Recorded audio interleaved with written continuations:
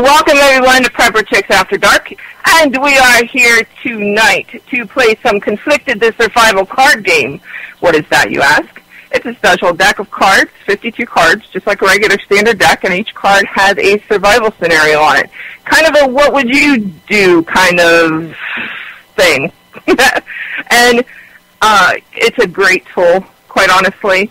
Whip this thing out in the middle of your preparedness group, sit around and chat about what possibly could happen out there. It's not like we got a lot that we can pull from in the news lately, so definitely can open up some conversations, get into the minds and souls of those around you and see what they would actually do. So joining us tonight is the one, the only, my favorite geek in the whole world, Geek Prepper. How are you doing tonight? I'm doing well. Thanks for having me again, Prepper Chicks. Glad to be back. You can go ahead. You're one of the family now. You know that, right? Good. I love being here. I love the people in the chat room. I get a lot of good hits on our webpage because of it. And speaking of our webpage, we're at geekprepper.org. I'll paste it in the chat room just to keep it short. But yeah, come hang out with us. We'd love to have you. We have a great group on Facebook, so come chill. Yeah, you have some great stuff that you post up there. Oh, shucks. You do, and plus you like Doctor Who, which is coming up here. It's going to save my ass between now and when The Walking Dead comes out, so it'll give me a little break. I know. And let's introduce our guest. He was with me this morning at 8 a.m., and the poor soul is on the West Coast, so he was up at like 4 o'clock in the morning just to talk with me about his book, Collective Retribution. If you haven't read it, you haven't gotten it, get it. It's a very real possibility in the post-apocalyptic world and what's going on out there right now, and give you pause to think about some things that we're going to talk about here in a little bit. So, D.S. Edwards, are you with us? Good after morning. Oh, we got you. Check it out. Look, I'm not totally a dork when it comes. What's up, geek? Hey, how's it going? Geeks are my favorite people, too.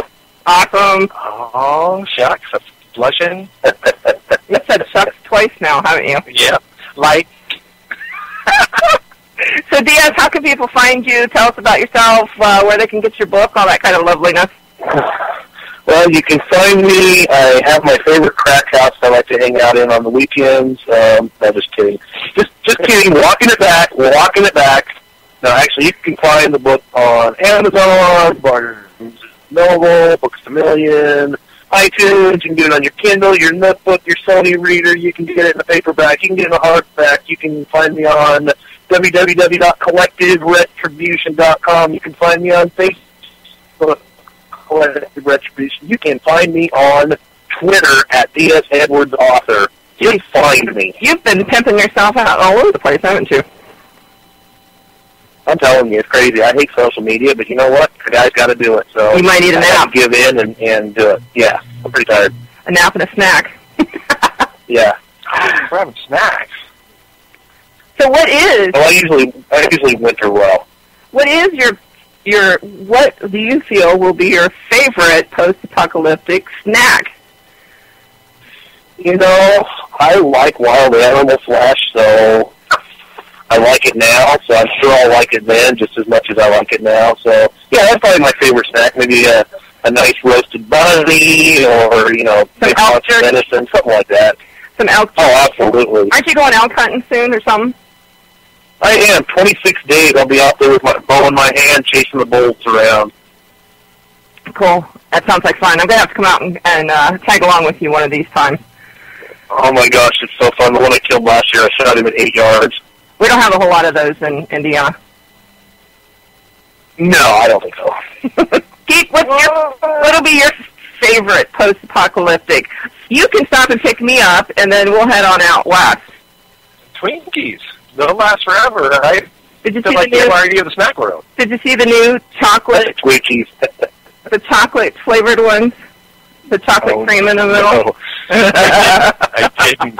And it's only going to do me harm. I'm trying to lose weight anyway and get back in shape again, and it's, you get old. So chocolate-covered Twinkies are not helping that. Oh, and I've been finding books at the fair, and I've been eating the fried Twinkies, and that's really not good either. Oh, fried Twinkies? Are you kidding? Oh, no. Deep fried Twinkies. It's like chocolate-covered bacon. Speaking my language. I've tried the chocolate-covered bacon, though. It's not bad. The salty with the chocolate is actually kind of good. Oh, that sounds fantastic. Yeah. Can you tell none of us had dinner yet? I did. I'm in. Let's do this. Oh, hush. Okay, so I have a question based off of your book, DS. We have a downgrade situation in the United States, and you have a choice of going to join the local militia to defend the country or staying home and waiting it out to see whoever foreign army steps foot onto U.S. soil and making a mess. Are you going to stay home or are you going to go? Well, it depends on whether it's a foreign army or, whether it's a domestic army. And I would probably stay home and hunker down for a week to 10 days and then come out, and whoever's left standing, I'd join them. So you're going to wait I'm pretty much convinced that that's the way to go, is just to hunker down, plug in, and disappear. Well, I don't know. I don't think it would get to my house. I'm pretty far out, but if I lived in the city, it'd probably be a little bit different scenario for me. I live out in the middle of nowhere. So I'd probably just hunker down and wait it out for a few days, and then, like I said, whoever was still standing and whoever was moving to defend, then I would join them at that point. Do you think it would be a couple days? Do you think it's going to last a couple months before you stick your head out the door? I don't think, we've talked about this before. I don't think it's going to be all that long before, minutes. I mean, in a downgrade situation like what I talk about in the book, it's not a gradual thing. It's an instantaneous thing. I mean, the planes fall out of the sky, the cars quit running. I mean, everything with an electronic circuit's fried. And I don't think people would wait more than a few minutes and it'd be mass chaos and rioting and, looting and it'd be crazy. It'd be anarchy. So I don't think it would be that long. I think it would only take so many days before those who were going to kill each other would kill each other off. Those who weren't prepared. Geek, what do you think? You live a little closer to the action. Right in the action, always. I would stick my head out kind of off and on. I'm a big believer in recon and information, and the more I know, man. I mean, I like the idea of hunkering down and having my stuff, but in the military, they teach you to fire and move. I mean, there's some definite something being said for just keep it on the move and prowling. So I'm going to move around and get recon from the survivors and kind of keep abreast of the situations. Do you think we can wait it out too long and then we've got a whole nother mess on our hands? Definitely can. What are the possibilities, do you think? What could cause a bigger ruckus? Just aftermath, sickness, blocked roads, foreign insurgents, troops, our troops. It's going to be a mess. I mean, if I wait too long in my area, my cutoff is gone. I'm pretty much isolated on a peninsula. If I don't move when the getting testing. So yeah, here. Okay, just checking. Everything went quiet. Okay, sorry, Geek. Yeah, I think in Geek's situation, that's probably the best thing to do because, like you said, his cutoff, his means of escape or his means of moving and mobility, he's only got one direction he can go. So, yeah, I would probably, in his situation, move out and do more recon. But like I said, where I'm at, I've got, 75 to 100 miles, all four directions, north, south, east, and west that I can go. So, my closest city is, an hour by car. So, yeah, I think I'd probably hunker down. I think my closest neighbor is about a half a mile away. Very cool. Yeah, that has its benefits and its downsides, too, though. If he needs some kind of medical emergency treatment other than, a bandage or something like that, unless he has some full-fledged emergency room, I'm a surgeon, slept at a Holiday Inn last night, how big of an issue is that going to be for you, DS? See, you're going to laugh at this, but my closest neighbor that's a half mile away, guess what he does for a living? up. We've had several. Yep, we've had several conversations. He's an emergency room doctor. Oh. So we've had several conversations. In fact, when I need any prescriptions, I take a certain prescription that I need, and I never go. I just meet him at the mailbox, and we stop and talk. And hey, I need a prescription, and he refills it for me. And we've had several conversations. He's got a really nice range up in his house, and we're of like mind. So yeah, we're planning on doing some things together. He doesn't really understand the gardening and the I can take care of that. I seriously need adopted here, and I will take care of all of that stuff for you. Shotgun. Yeah, I've got him there, and then on the other side, the other half mile, you're gonna laugh at this too. The other half mile is a tactical trainer, and he trains FBI and law enforcement all over the U.S. And he's a really good friend of mine. He's about 6'4". He's black, and he weighs about 270 pounds, and he's a freaking powerhouse. Owns a CrossFit gym. Anyway, he's my neighbor on the other half mile on the other side. So we've all talked. So. So I kind of got it made. So let me tell you about my neighbors. I heard about your neighbor. Yeah, Mr. Diggle over here, Anyway, that's a whole other story. But nice setup, DS. Yeah, we're pretty blessed where we're at. And we've got, lots of room to roam. We got about 300 head of deer and elk that come into the fields in the evenings. In fact, this morning when I was on with you, I went outside to get a little air to wake up, and I could hear the elk talking out in the field. So, yeah, we got a pretty good spot where we live. So what, Yellowstone's not your only concern? No. No? No. You're not feeling the panic over Yellowstone blowing up? No, I still think it's far enough away to where, it wouldn't really affect me too much. Now, we do live in the Pacific Ring of Fire, and, where I live is all, old volcanic, so that could be a possible scenario. If everything, if there's a massive volcanic upheaval, and, that would obviously change my situation, but that's about all I've got to contend with. I've got, like I said, an urban area, and the closest town's about an hour by car, and it's 20 or 30,000 people, and the closest city is Portland, and it's about 3 hours by car, and there's an entire Cascade Mountain range between me and them, so I think it would take them a while to make it over the mountains. And most of those people, I think, would probably head to the coast anyway. There's more resources on the coast, there's more food, there's more water. Well, from what I understand, I think more people would probably head to the coast. From what I see stuff in the news, and it's kind of freaking me out a little bit. Stuff that I wrote 18 months ago, I actually see it playing out in the news, and it's kind of freaking me out a little bit. Well, we'll see if it ends the same way as your book does, whether that's a good thing or a bad thing. Yeah, it's kind of crazy. Deke, are you still with us, or did we lose you? No, I'm still here. I'm just enjoying this conversation. Man, I'm going to come live with you, buddy. Come on over, buddy. You guys can come visit anytime. And if you happen to be here when everything goes down, well, you're welcome to stay. All right, so here's a question for you. And this is from the second deck of Conflicted that came out. The U.S. dollar has been printed out of value, and the global economy collapsed. Now the governments of the world have mandated everyone receive a radio frequency identification, or RFID chip, as part of a new digital currency.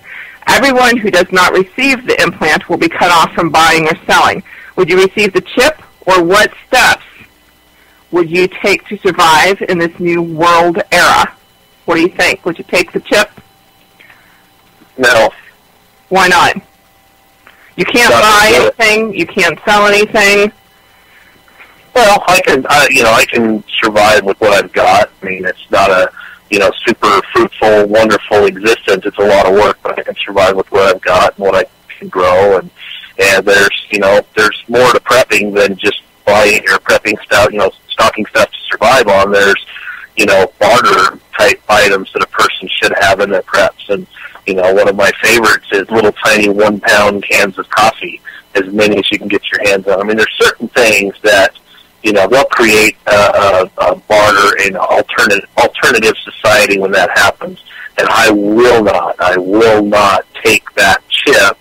And, I'm a biblical guy, so there's no way you're going to catch me taking that mark. It's not going to happen. Okay, well, according to the Bible, the chip is in your forehead or your hand. What if this is in your, bicep area? Yeah, still not going to do it. Still not going to do it? Geek, what do you think? Nope, not going to do it. No mark of the beast. I'm not playing that. And will not do it. I will beg, borrow, and steal. I'll break other commandments to avoid that one. Absolutely. I like the way you think. Yeah, I mean, I'm pretty self-sufficient. Now, my wife may argue that because I am an IT guy, but my mama didn't raise no, chip buy and selling guy. I will not take the chip. My children will not take the chip. We won't do it. Well, I don't think just because you're an IT guy that you're not going to fit into the world after collapse. I think you're going to be very instrumental in getting this country back up and going, especially communications part of it.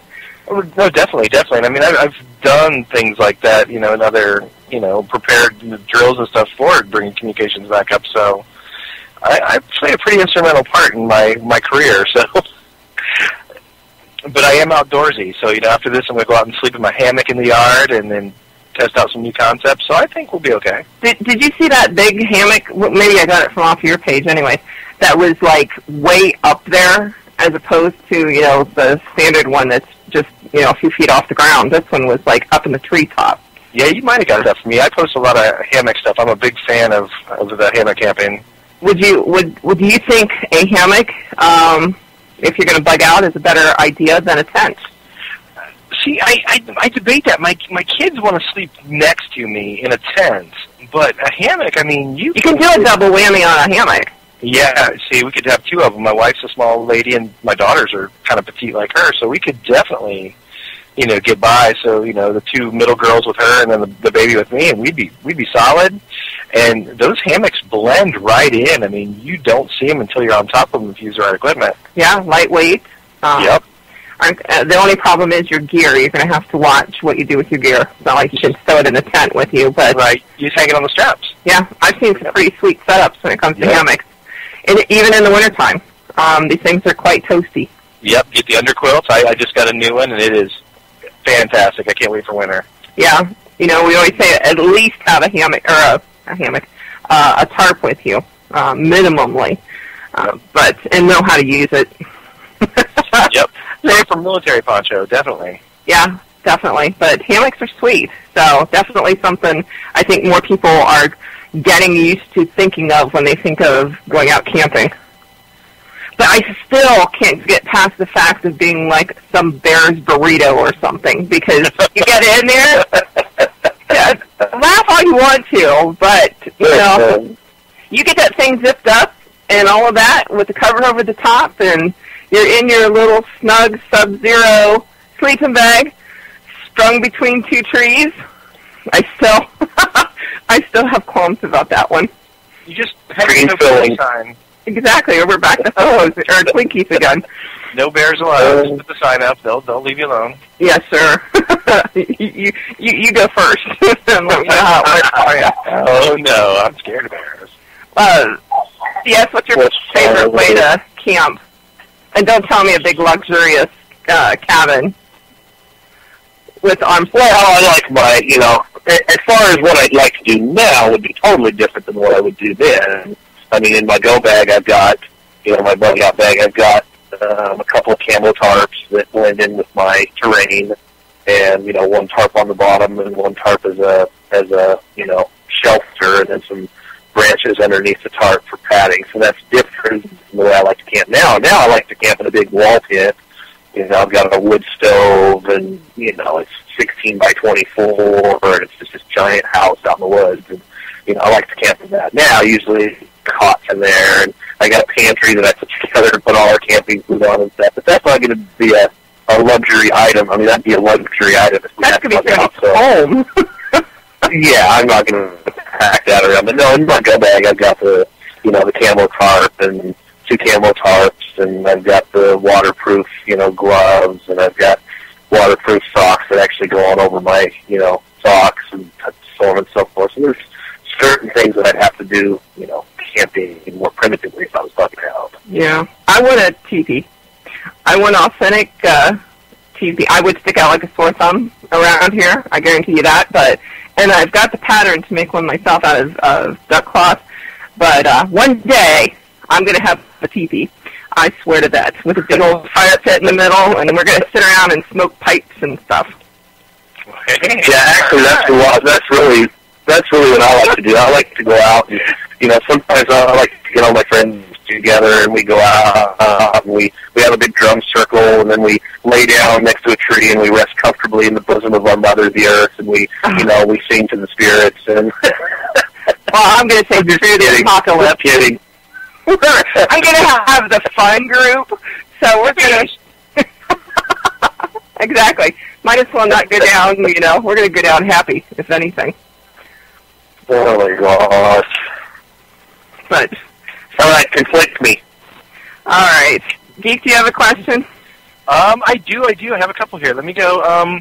You were at a business convention 1,200 miles away from your family when an EMP goes off and stops the entire civilization in its tracks. None of the means of communications or transportation work, the banking system, and all the comforts of modern civilization broken, setting the entire country back hundreds of years.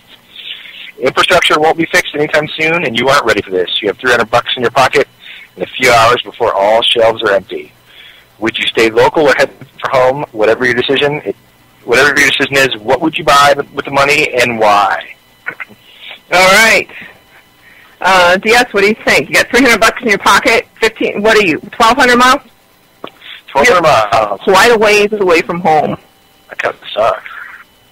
Well, if I'm 1,200 miles from, it's funny. My wife and I just talked about this a couple of days ago. We've got a couple of trips coming up. We've got one to Oklahoma City. We've got one to Las Vegas in January for the SHOT Show. And we've decided we're not going to fly commercially. We're just not going to do it. We're going to drive. So I'm a little different. I'll have my go bag with me because I don't go anywhere unless I'm armed with my go bag. So I'll have things that I need anyway. I know somebody with a plane out that way that might be able to help you out. Yeah, I know somebody too with a plane. No, I'll probably have my go bag. Now, if I didn't, okay, let's for all intents and purposes here, let's think about this. Okay, I don't have my go bag. I did fly into this city for this convention. I'm going to go. I'm just going to go as quickly and as fast as I can, and I'm going to get out into more of a rural setting as quickly as I can. I'm going to try and buy as much water as I can to begin with, and I'm going to make sure that I, buy a pocket knife or something to, semi-defend myself with, but I'm going to get as close to rural as I can, as quickly as I can. It's like in my book, I talked about it when the grid goes down. The people in the rural settings tend to be more, folksy. They tend to be more understanding. They tend to be more, giving. I mean, if you go to someone in a rural setting and you really truly need help and they can help you, 9 times out of 10 they're going to do it if you ask. If you go to steal and you go to sneak in and you take, you're going to get shot. I mean, that's just the way rural America is. So I would want to get as rural as I could, as fast as I could. I'd want to get some water. I'd want to buy a pack of some sort to carry my water in. I'd want to have, a knife and as much first aid as I could buy with $300, and I'd just take off. I'd get out of the city, and I'd move rural as quickly as I could get there. And then who knows, hopefully, find my way back home 1,200 miles in 6 months. Who knows? Yeah, that's a long-ass way. But I would question buying water, because water, a gallon weighs, 8 pounds? It weighs a lot. It do. Are you going to be able to carry enough water in order to get your fishy home? No, not to get home, but to get out of the city, yes. I mean, yeah, to get out of the city. And I would try and get a straw. If you could find one, I'd try and get a silver straw. If you could even find one. Where you at in the city? Are you in New York City? I don't think there's a lot of sportsman's warehouses, on every corner of New York City. There's certain things you're not going to be able to find. Yeah, there's a few, but I know when my in-laws purchase anything, they usually get it shipped into them. Or they drive out of the island. and purchase it and just drive it in. Yeah, it would be pretty tough, but I would definitely want to get out of there as quickly as I could. Do you think a human is able to walk 1,200 miles nowadays? Oh, absolutely. You could do it. I mean, it'd be a crisis. But I mean, think about this. We have no sense of direction. You know, it's been completely bred out of us. It's true. I mean, we have to have our GPS to drive to a freaking grocery store. We have no sense of direction. We've lost it as a species. I mean, look back, 120 years ago, in the 1800s, mountain men would go out and they would live in the wilderness for months and months at a time. And every year, once a year, some of them would walk 600 miles and they would end up in one meadow, the same meadow every year with no trails or anything, and they'd walk right to it. I mean, they had a sense of direction. We don't have that anymore as a species. I tried to get that. My dad actually would teach me from when I was little. Every time we'd get out of the truck, he'd say, okay, where's the truck? And we'd walk for another half hour, where's the truck? And I got to where I knew exactly where I was.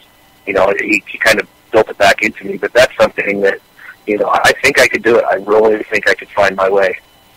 I scare the hell out of my husband all the time because I have this very unusual sense of where I'm at and the ability to find things because, like you said, I used to go coon hunting with my father all the time growing up, and he would leave my ass in the woods in the middle of the night and say, find your way home. Seriously. And that's a good dad right there. I mean, well, yeah, he taught me how to ride off a bike by shoving me off the side of the hill, too, but that's a whole other story. But, I mean, we would go out, and hunt the grounds on our farm, and, we'd be right up on the neighbor's house. And I remember one time thinking, and he's like, be quiet because, the neighbors are right there. I'm like, where? And welcome to Verizon Wireless. The number you dialed has been changed, disconnected, or is no longer in service.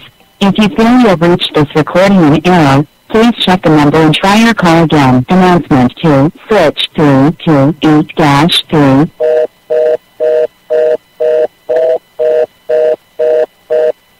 All right.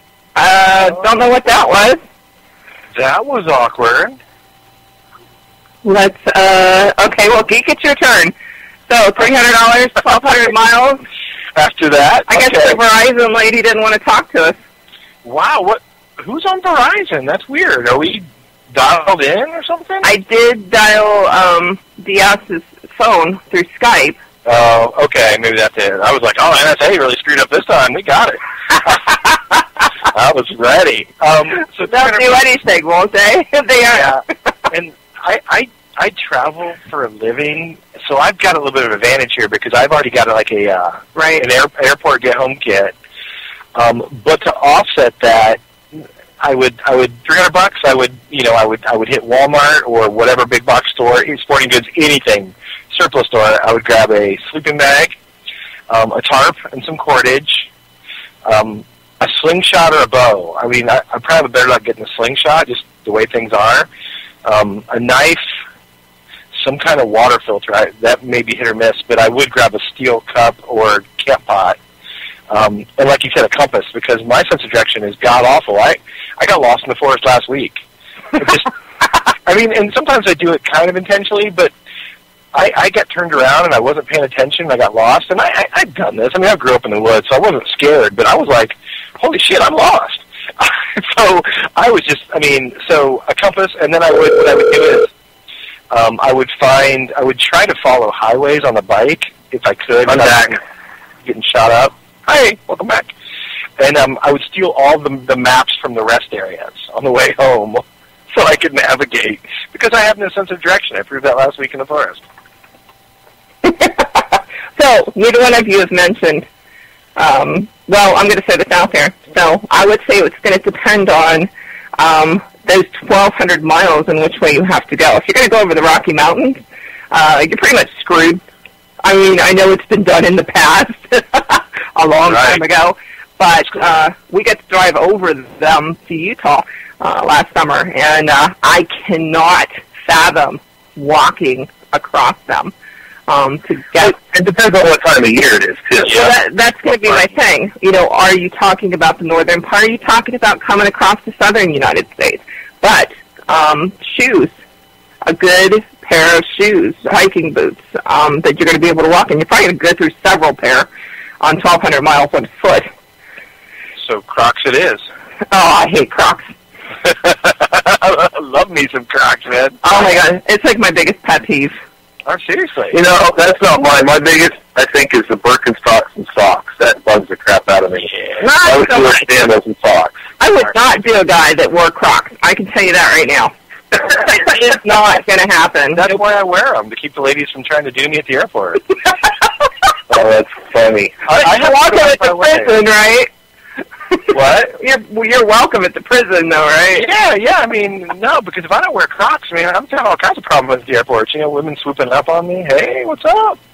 I know a lot of people wear them. I can't go there. But you have to understand, I hardly ever wear shoes. If I'm home, I am barefoot all day long. It doesn't matter where I go. I'll walk outside back to the animals and all that kind of stuff.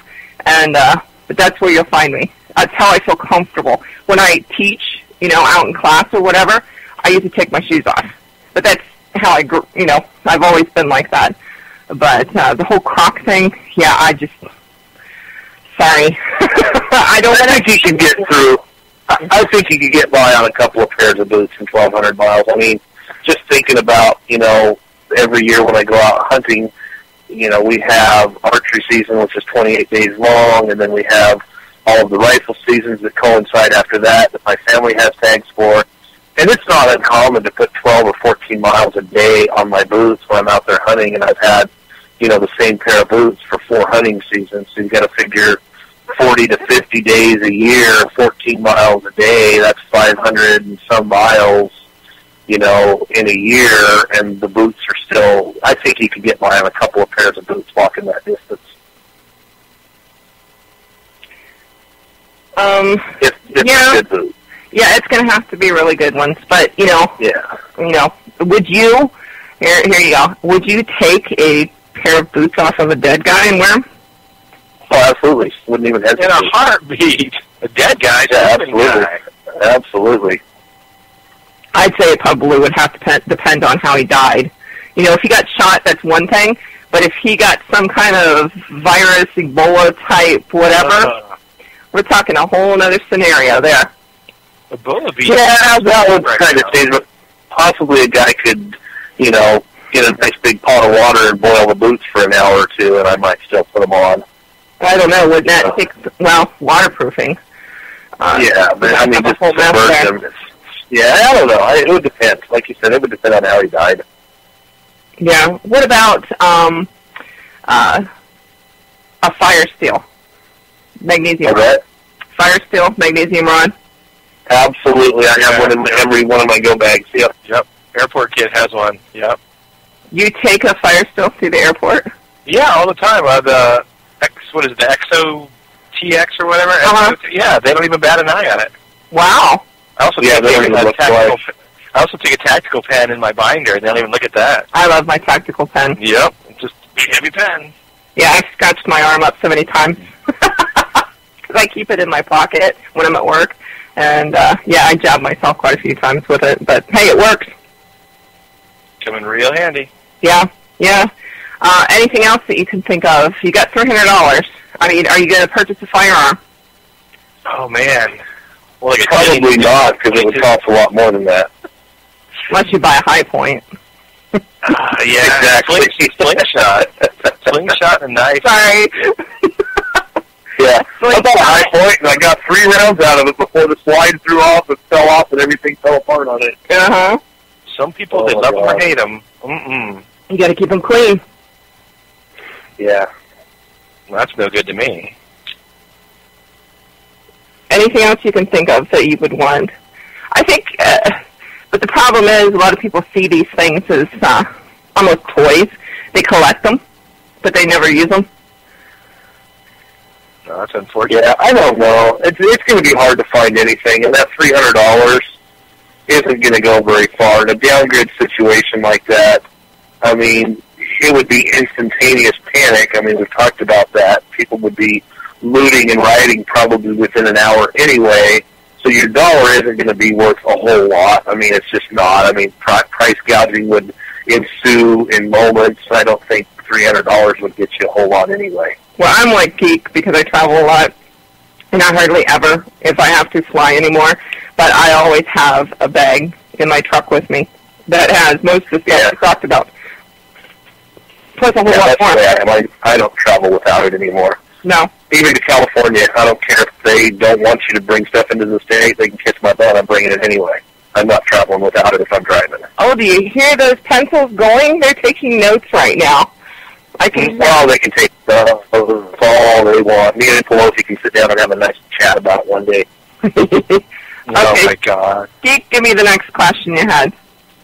Next question is, after hunting for game in the wilderness, two of your friends were bitten by the same kind of poisonous snake. You were the only one unharmed, that's a bonus, and with one vial of antivenom antidote. Both your friends have lost consciousness, and they have their kids and wives waiting for their return, but you can only save one of them. A full dose of the antidote is needed in order to save a life. Anything less would be a waste. What criteria would you use to save one of them, and why? Okay, you phased out a little bit, but you and two other people were in the woods. They both got bit? Yep. You didn't. You only have by one. a poisonous snake, and you only have enough antidote to save one. Okay. So, DS, who are you going to save? That antivenom. Okay, it's me, you, and Geek. Well, me, you, and Geek. Well, how old are your children, Geek? 8, 6, and 4. And Miss Author? I have 5. The oldest is 24. The youngest is 13. They're every 3 years apart. I'd say Geek. Woo, go me. I mean, that's the criteria for me is who's needed to provide for their family, whose family isn't able to provide for themselves, who would depend on their person to come back more, and the 13-year-old, you know, is old enough to where they, even if they didn't know, they could learn it. They're old enough to have that cognitive reasoning skill to actually learn and work out their own, you know, work out their own salvation, so to speak. So I would save the one who had a family that was more dependent on them. See how you are? I mean, all right. Simple. That's fine. Simple. That's fine. We'll leave it there. Geek, who are you going to save? Man, that was such a good answer. I was going to say, I wish I could say I was going to say what he was going to say. I was going to say whoever has the best skill set that is needed to kind of keep things rolling. I mean, if one of them is a fat, lazy slob who tells great jokes, is one thing. But if the other guy can, like, skin a deer in 32 seconds and create anything from scrap, you know, I like a good joke, but I really need a handy guy. Now, wait a minute. What if you're a fat slob who can skin a deer in 30 seconds, tell a great joke, and make anything something? Well, then, come on. Survive, man. You are the winner at that point. Oh, so I see how both of you are, and just so you know, I'm keeping this stuff for myself. Oh, man, I winter well. I'm somebody who winters well. I do too. I don't need much food because I've stored it up all these years. Yeah, I'm like a good thief. I winter really good. We call you pedal monkeys or something. That's funny. But yeah, you're both done because I'm keeping the stuff for myself. Oh man! You guys, 6 and 4. I have children. well, you know, I've seen dead snakes bite people before, and they get hurt. So I figured that way, you know, I'm going to make sure I survive because I'm not going to listen to either one of you anymore. Oh, I love it.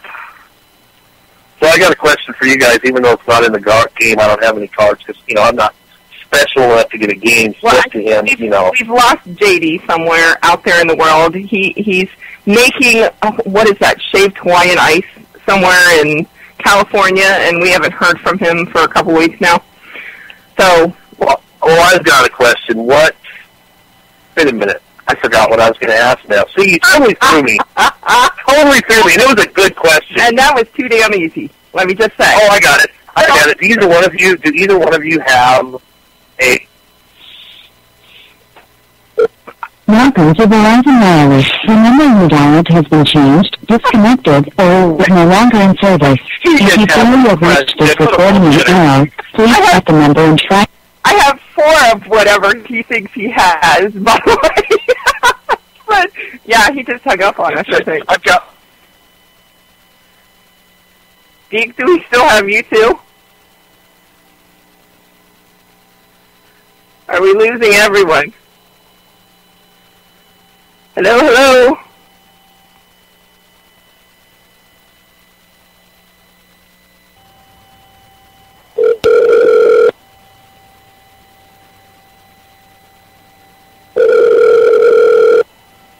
I don't know what's going on. Maybe they don't like me at the phone company. Geek, do we have you too? And we're not connected to the radio station. I'm going to try it one more time, okay?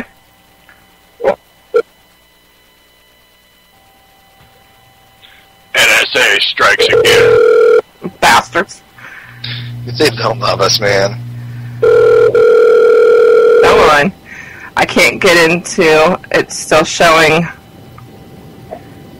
Well, it says Palmdale on my phone. So that's... Are we in? Can anybody hear us? Hello, hello. Chat room, answer us. Do we have it? Do you have us? Chat room, hello? I'm thinking somebody's sending me a message and I don't know where the hell it's at. Can you hear me now? I can hear you. I can hear Geek too, but check chat room. Oh, yep, we're back. I think they can hear us. Okay. All right. So before we lose it again, that was my question. Do you guys have super glue in your go bag? Yeah, actually I do. Yep, Mercury Stitch Glue. Yep, oh yeah. Nice, that's what I've got, a whole bunch of it. Got myself all the damn time. You got some of that bloodstop powder? See, that works really good. Yeah, and the tourniquets. I have a tourniquet too. I have the sucking chest wound bandage, but I haven't had a chance to test it yet. We might have to do that sometime. Let's hope you don't have a chance to test it. No, we should. You know we're going to need to. Come here, I want to give you a sucking chest wound. Yeah. If my neighbor starts working on his car in the middle of the night, I might get it. I have a neighbor that we can use. Trust me. We can test them on them. Yes, most definitely. Actually, I have one of those, it's called Bob, that you beat on. You know, the big guy with the water in the face. Yeah, I have one of those. Scares the shit out of me all the time. My daughter went to the bathroom one time and we put it outside the door. Oh, no. She walks out and Bob's standing there. It's like, ah! So I had to put clothes on him because he's naked. So he's doing much better now. So we have him in the window. Did you put that sign in front of your house that I sent you today? Actually, from what I understand, he does have a gun, so I can't use that. Oh, what a bummer. That'd be a great sign to put in front of your house. Well, we have Bob looking out the window towards his house, so I'm sure he's freaking out right now. That's funny. Put a Darth Vader mask on him. Sorry, I was way too nerdy. I apologize. It's okay. Let's back that up. We're going through Walking Dead withdrawal. That's the problem. You know, I'm I never watched it until...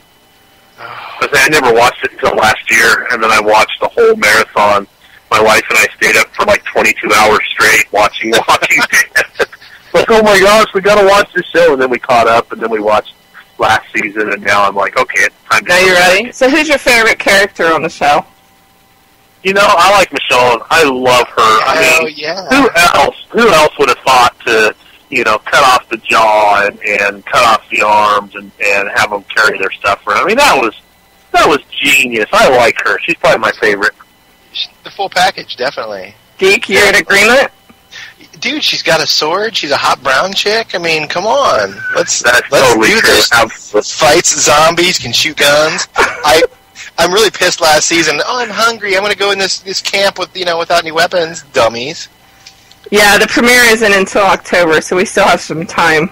Cannibals. Yeah, let's leave all our weapons out here. Yeah, that was pretty dumb.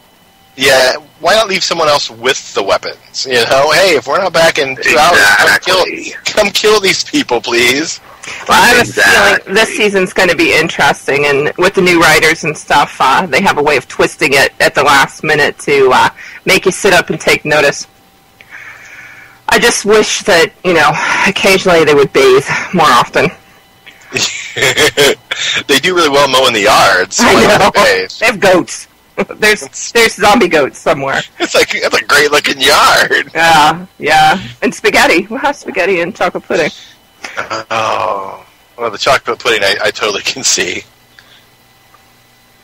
No, that stuff is gross. Oh, no, I got some downstairs in the pantry. You have number 10 cans of chocolate pudding? No, I don't have number 10. I have a bunch of little single-serve plastic cups.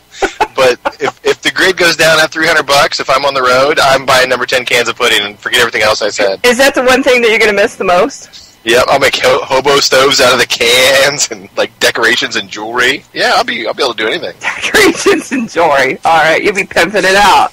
Yes. Like, What's your vice? What's the thing you're going to miss the most?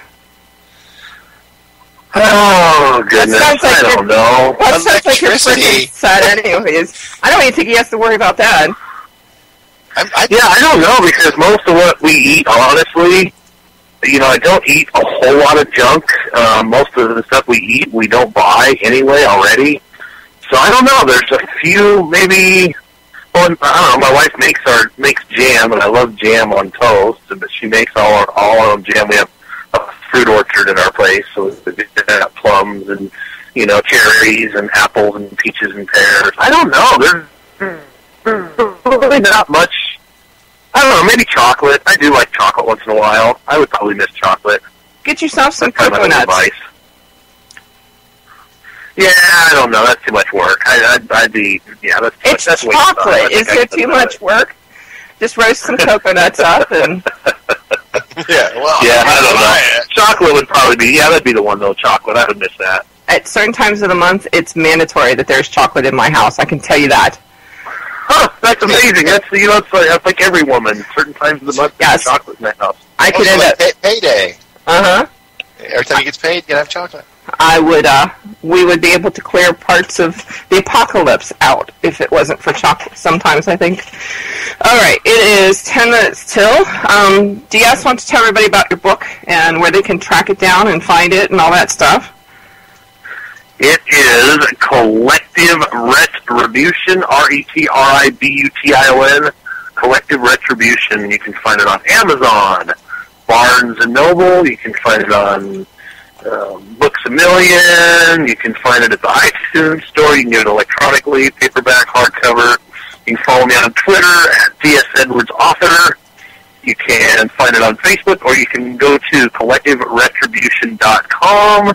And yeah, it's one of those reads that you'll read it, it'll make you really, really angry, but it gives you hope in the end. But you can see the parallels, and you can see where we're headed. So it's one of those that this could actually happen. It's not your typical prepper fiction. It's not your typical book for that genre. It's a little bit different. Yeah, that's pretty much it. Any special secrets that you can let out about the book that might entice people to read it? Besides the fact, well, it'll bring emotion into you. I mean, you'll be emotional. You'll get connected to the characters. It's one of those books that I didn't research a whole lot. I mean, I didn't, do character outlines and sketches and really take the time to go through it. It was actually a movie that was playing out in my mind, and it really reads like a movie. It's like you're watching a movie. It was playing out in my mind, and I just wrote what I was seeing, and 18 months later, that was the result. So it's been out since March, and like I said, it's coming true before my eyes. Yeah, I got a little choked up at the end. I will admit that. Yeah, and I write for the everyman. I don't want to show everybody how smart I am by pulling out the thesaurus and coming up with fancy words. I want people to connect with it on a more, with their more baser instincts on a more visceral level. Why? So I write for everybody. But you probably have a neighbor that's a librarian or something. Actually, I have a neighbor who was a Harvard professor for several years. So. See? Geek. Wonderworld, damn. Fairies that feed our animals for us. I love it. Geek, where are you from? Wait. Neverland. I don't have any cool neighbors that can fly and shit. I do have a dick in my cupboard downstairs, so I'm doing good. I have a dick in my cupboard too. My wife keeps it there. No, you can find me at geekprepper.org. I posted all the info in the chat room.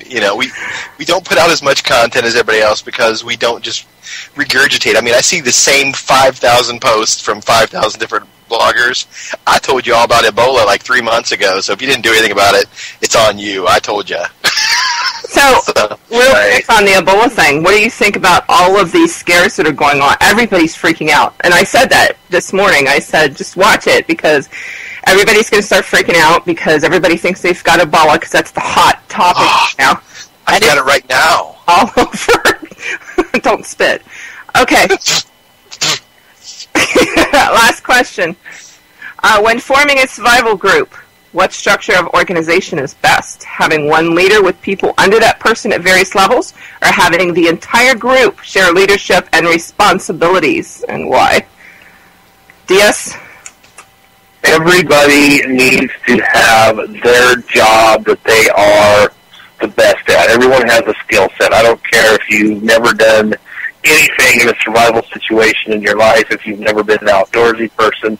Chances are you've got a certain skill set that somebody else doesn't have. So everyone needs to have their job. They need to know what their job is. Just like a good military unit, everybody does what they're supposed to do. That's their job. You know, the auto mechanic doesn't become the college professor, and the college professor doesn't become the doctor. I mean, everyone needs to do their job, so I think it should be, you know, one person kind of coordinating, but they're not the supreme ruler. I mean, everyone needs to have their job and stick to it, and if you go outside of that job and you try and do something else and you screw things up, well, you know, I don't need you around in our group, because everyone needs to do their job. Alrighty. Geek, what do you think? I think everyone should have a say, but ultimately there needs to be just that person who is the tiebreaker. They're in charge. I mean, you've got to have, to keep your group from splintering, you have to be able to take input from multiple people.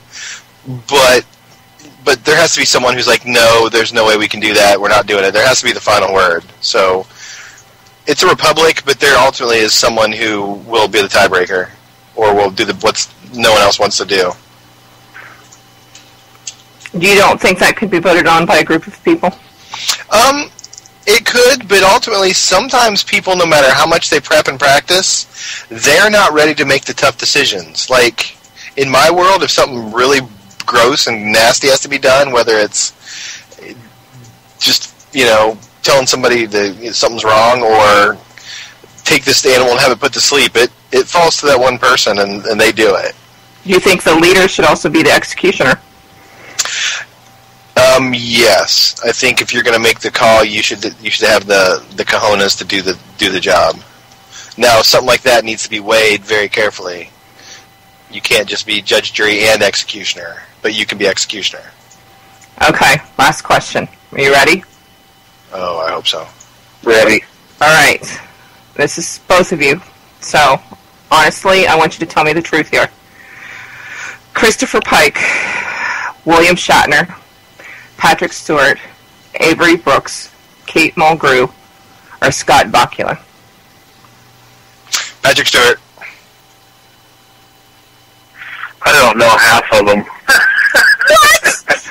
I know who Patrick Stewart is and William Shatner is, but I don't know who Kate, whatever you said her name was, Mulberry. Janeway. Yep, Voyager, right? Yeah. Yeah, I'd have to say original Star Trek over Next Generation, but Patrick Stewart over William Shatner. Done. Sold. So yeah, Patrick Stewart. I have a soft spot for Janeway. I will admit that. And I thought James T. Kirk was the bomb growing up until I met Patrick Stewart. Didn't we all? No. He's so cool.